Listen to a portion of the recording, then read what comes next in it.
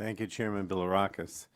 This hearing is an acknowledgement of what countless Americans across the country already know.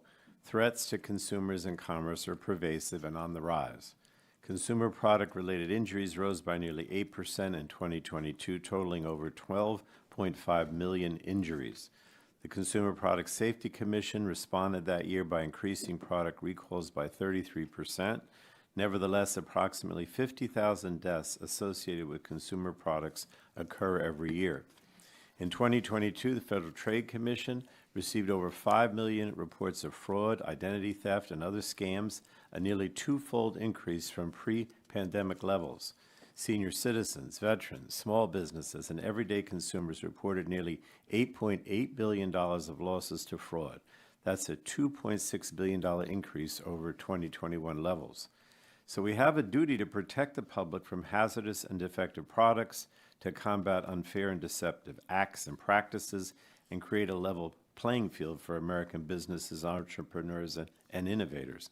That's why Congress has empowered the FTC to protect Americans against scam artists, privacy thieves, unlawful robocallers, and others who target consumers and small businesses.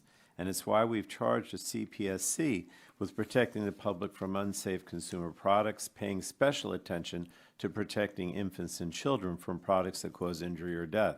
It's also why we've commissioned the National Highway Traffic Safety Administration, or NHTSA, to improve fuel efficiency and save lives on our nation's roads.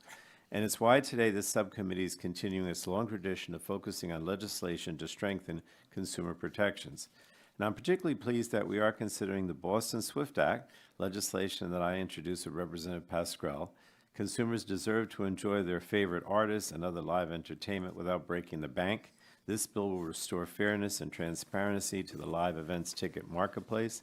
It will ensure that the true ticket price is clearly displayed, preserve ticket transferability, and clamp down on unauthorized speculative ticket sales. Now, as we discuss all of these bills today, we should be mindful that we're asking these already small agencies to do more at a time when House Republicans are demanding drastic cuts to each of them. House Republicans have proposed slashing the FTC's budget by I think it's actually $53 million, a 12.5% cut from last year's funding levels. The FTC has 40% fewer full-time staff than it did 40 years ago. These budget cuts would jeopardize the FTC's ability to protect consumer and competition while benefiting big tech, unlawful robocallers, and all varieties of scam artists. And House Republicans want to cut the CPSC's budget by 9%, which would cripple the agency's ability to address dangerous and defective consumer products and establish life-saving safety standards. Children's safety would be put at risk, and unscrupulous actors would win. And even worse, House Republicans continue to cave to the extreme elements in their party who want to shut down the government if they don't get their way.